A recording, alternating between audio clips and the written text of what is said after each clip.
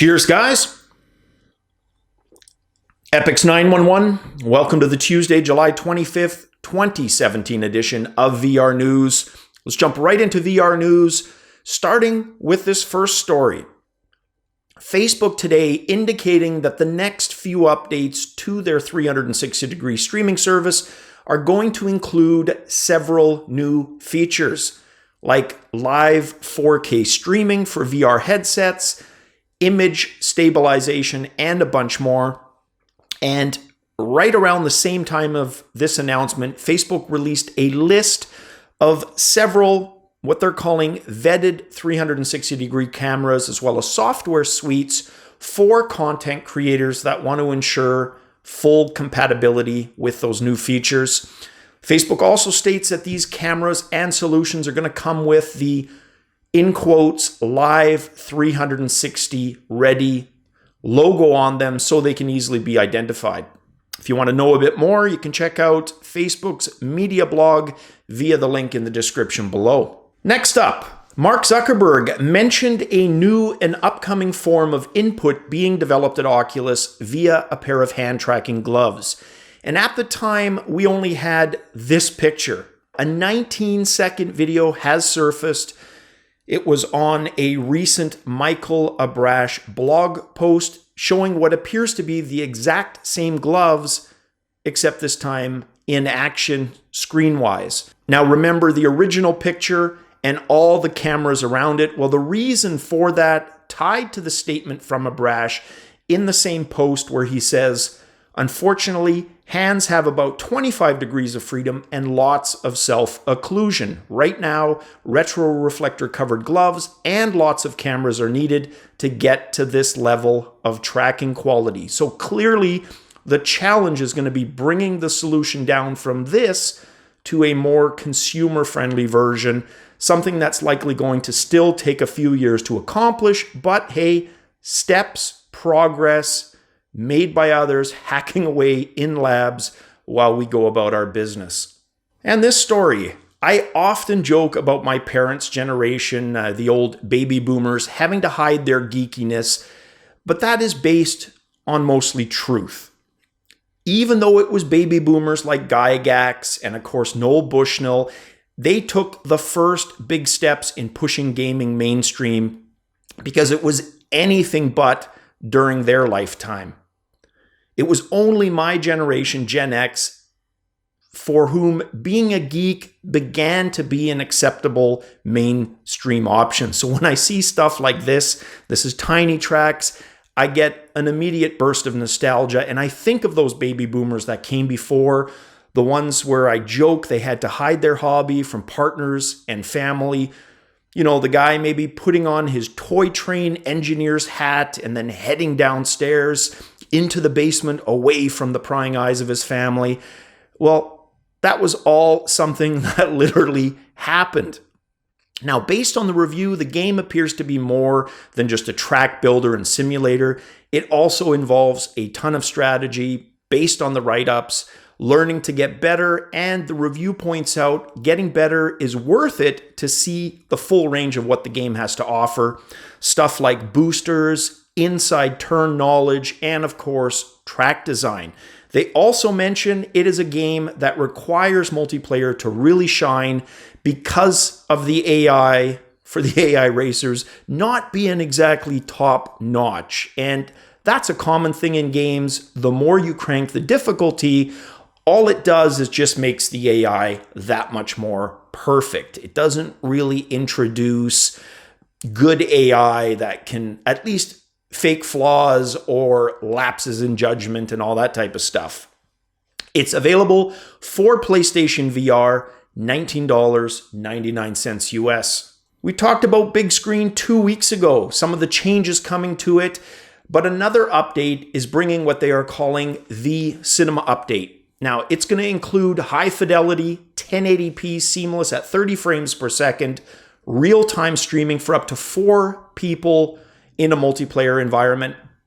According to the Upload VR article, really ups the ante for the cinema experience. So if you're sitting in there, you actually see the light from the movie or TV show, whatever you happen to be watching, bouncing off the theater environment around you. They've even seated AI dummies into the seats so that you don't feel creepy. And it would be way too easy to insert a Pee Wee Herman reference in here.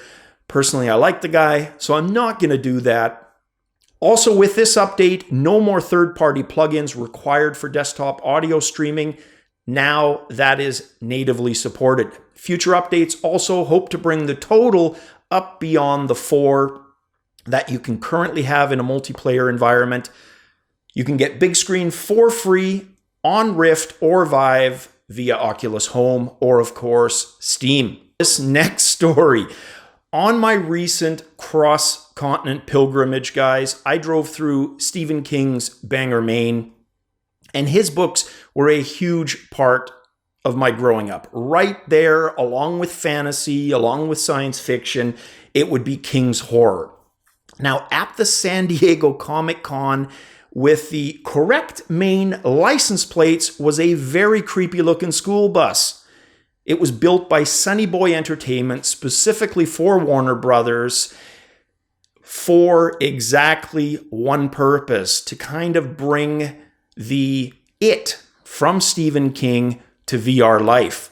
So those who boarded put on Gear VR, HMDs, headphones for audio, and a sub-pack vibrating vest, and then basically dropped into Stephen King's It experience. Those who tried it saying it was fantastic, but unfortunately brings back the clown hate at a time when Puddle's Pity Party was literally starting to make some headway to make clowns acceptable again, and we get this. And next, the Baptiste and Bottle in Chicago serving a new cocktail using Gear VR to accentuate the experience. Now, before we continue, guys, this isn't cheap. It's not something you can get a 2 can dine for $9.99 coupon for. A meal here is going to set you back $95 US. It's also located in the luxury Conrad Chicago Hotel, where a room is going to set you back considerably more. Now, I probably don't need to mention that I can appreciate a drink, but honestly, beyond the very odd rye or rum, it's pretty much beer for me. And beer-wise, it's pretty much Danish, Belgian, Dutch, and German. Those are my favorites, tend to be my staples. The idea here with this, though, and it was created by Raquel Reyes of the Macallan brand, it's to have the user experience the story behind the Oloroso sherry. That's a 30-year-old sherry, as well as the top 1% of Macallan's distillery casks. So if this is down your alley, next time you're in Chicago, stop in. Let me know how it was. But for me, $95, yeah, that buys a hell of a lot of beer. And this last story, guys, while searching around the internet to the usual sites where I look for news, I came across this article. Immediately, my skeptical BS radar went off. It sounded familiar, dug a little bit more, figured out why. So the company behind this is MVR Global. Sachin Patel is one of the founders of MVR Global, and they are promising an untethered VR solution that works with all platforms. They've put up a crowdfunding campaign using Crowdcube, personally not a service I'd heard of before. They've got 24 days left in the campaign, have already raised £100,000. They have a £500,000 goal. Where Crowdcube works differently is that it can offer equity in a company. And MVR is offering 12.5% on what they estimate is a pre-funding evaluation of about £3.5 million.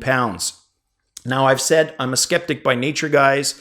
I like to have evidence, and evidence that isn't peer-reviewed can, and let's face it, often is manipulated by people seeking to further their position. Not saying that's the case here at all, because there's really little to go off of. They show their funding equity request video, and then they've got a 1-minute video showing Titanfall playing on the Xbox One.